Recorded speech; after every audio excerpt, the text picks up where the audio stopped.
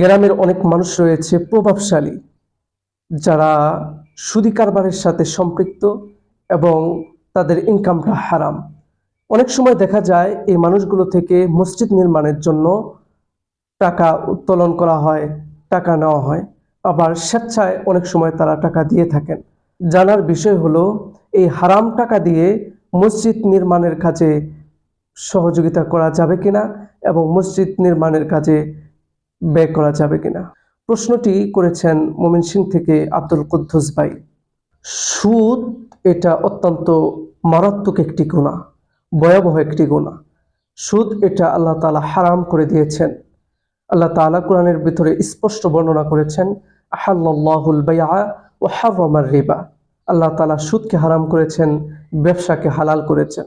সুদের সাথে সম্পৃক্ত যত মানুষ আছে সকলেই গুনাহগার, মারাত্মক একটি অপরাধ।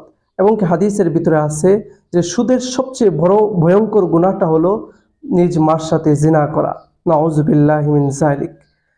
অত্যন্ত ঘৃণিত ও জঘন্যতম কাজ সুদ, কিন্তু আমাদের সমাজে এই সুদটা একদম নরমাল হয়ে গেছে। আমাদের সমাজে সুদী কারবারটা এমনভাবে বিস্তার লাভ করেছে, এই সুদটা যে হারাম আমরা হারামই মনে করি না। এই হারামকে হারাম না মনে করা, গুনাহকে গুনাহ না মনে করা, এটাও কিন্তু একটি মারাত্মক ধরনের গুনাহ। এজন্য মসজিদ হলো পবিত্র জায়গা, সেই পবিত্র ঘরটা স্থাপনার ক্ষেত্রে আমরা অপবিত্র মাল কখনোই নিব না, সুদের মাল কখনোই নিব না, নেওয়াটা জায়েজ নেই। এবং কি যদি কেউ দিতে চায়, সমাজের ধনবান লোক যারা সুদের সাথে সম্পৃক্ত, তার টাকাটা যদি এরকম হয় যে নিশ্চিত এটা সুদের টাকা, তাহলে ওই টাকাটা আমরা ফিরিয়ে দিব, নেব না। এটাও আমাদের একটা ইবাদত হতে পারে, যে বর্তমান যে যুগে মানুষ সুদের সাথে একদম মিশে গেছে, ওই যুগে সুদকে বয়কট করা এটাও একটা অত্যন্ত সওয়াবের কাজ হবে।